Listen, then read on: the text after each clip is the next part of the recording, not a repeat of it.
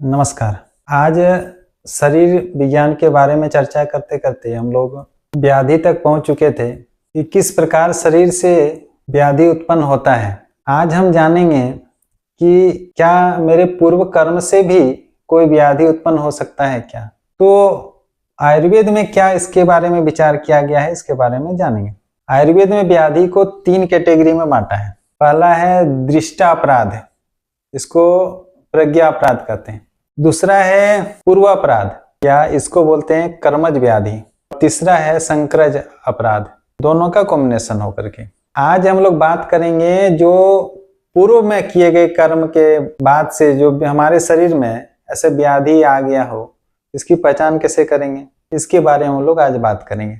इसमें आपके कर्म बढ़िया नहीं है, पूर्वजों के कर्म बढ़िया नहीं थे, या आपके पूर्व का कोई कर्म दोष है, इसको बिगड़ करके यदि कोई व्याधि उत्पन्न हुआ है तो उसके बारे में आज बात करेंगे। आयुर्वेद में व्याधि पहचानने के लिए मुख्य रूप से 6 क्रिया काल कहा है। यानी यदि 6 क्रिया काल में यदि कोई व्याधि फिट नहीं होता है तो इसे कर्मज व्याधि माना जाएगा। आयुर्वेद में साफ साफ बताया है। अब मॉडर्न साइंस जो है या एलोपैथ साइंस, जिस बीमारी बहुत सारा ऐसा बीमारी है इसको इडियोपैथी के नाम दे दिया गया, यानी अज्ञात है। इसका क्या कारण है इस बीमारी का, इसका कोई साइंटिफिक रीजन नहीं है, या कोई शारीरिक गतिविधि से हुआ है, ऐसा कोई मालूम नहीं है, तो इसे बीमारी को इडियोपैथिक बोला है। इसका जो है पूर्ण अगर कुछ ज्ञान लेना है कि यह कैसे हुआ, तो सिर्फ और सिर्फ आयुर्वेद में इसका उत्तर है। पहले भी हमने बताया कि यदि भारत को विश्व गुरु बनना है तो सिर्फ मात्र एक साइंस है हमारे पास में, वो है आयुर्वेद। हर प्रश्न का जवाब आयुर्वेद में है। अगर इसको विस्तार किया जाए, इसको बढ़ावा मिले तो संभव है। अब छोड़िए इधर उधर की बातें, अब हम लोग बात करेंगे पंच महाभूत के बारे में कि पंच महाभूत से हमारा शरीर जो बना है ये कैसे किसी तत्व को प्रभावित करता है, ये हमारे कर्म को कैसे पकड़ता है और कैसे बीमारी को भी ला सकता है, इसके बारे में जानेंगे। पंच महाभूत हमने बताया था पृथ्वी, अग्नि, वायु, जल, आकाश।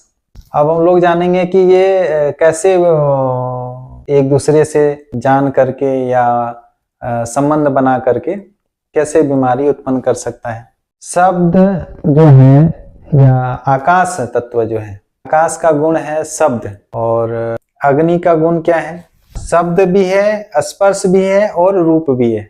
वायु में शब्द और स्पर्श दोनों है, आकाश में केवल शब्द है, वायु में शब्द और स्पर्श है, अग्नि में शब्द स्पर्श और रूप है, जल में शब्द स्पर्श रूप और रस है। पृथ्वी में क्या है, शब्द है, स्पर्श है, रूप है, रस है और गंध है। तो ये जो 5 महाभूत है, यानी शब्द स्पर्श रूप रस गंध, 5 महाभूत के ये पर्याय हैं, और यही कर्म के उत्प्रेरक अधिष्ठान भी हैं।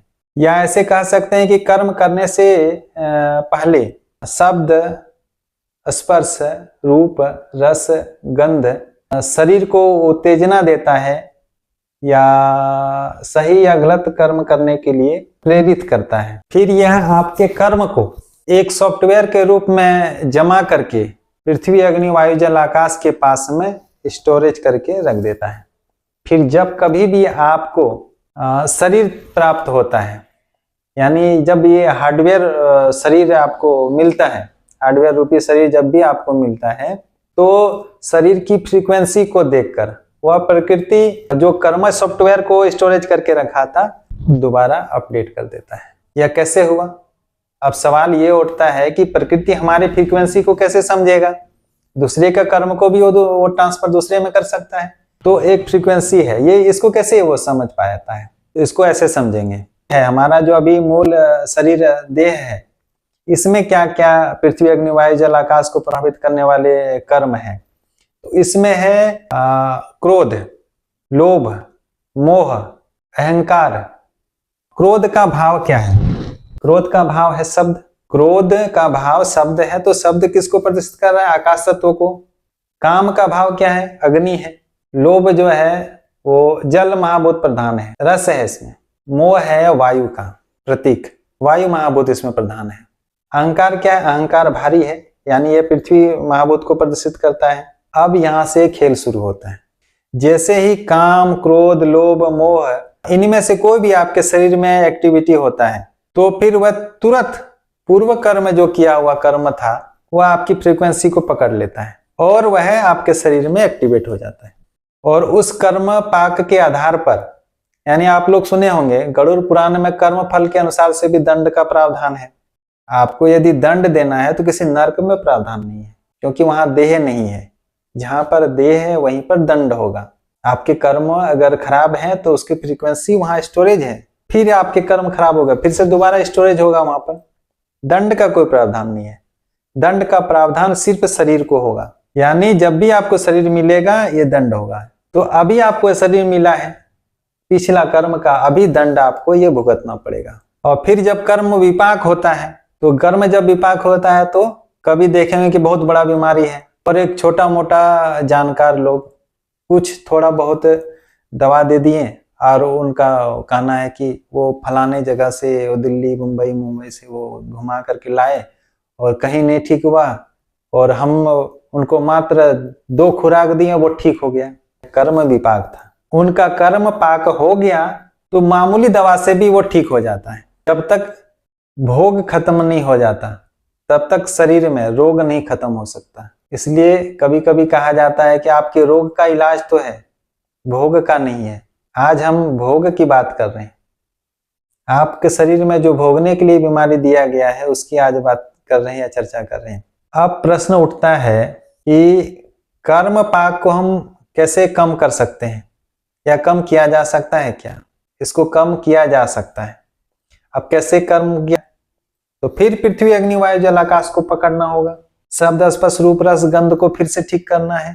फिर पृथ्वी, अग्नि, वायु, जल, आकाश को ठीक करना है। इसमें शास्त्र में विधान बताया है इसको कैसे करेंगे। पहला है प्रायश्चित, फिर यज्ञ, दान, सेवा, ईश्वर भक्ति, कर्म योग। इसमें सब में पृथ्वी, अग्नि, वायु, जल, आकाश महाभूत समाहित है। इसकी फ्रीक्वेंसी को पकड़ करके आप ठीक हो सकते हैं।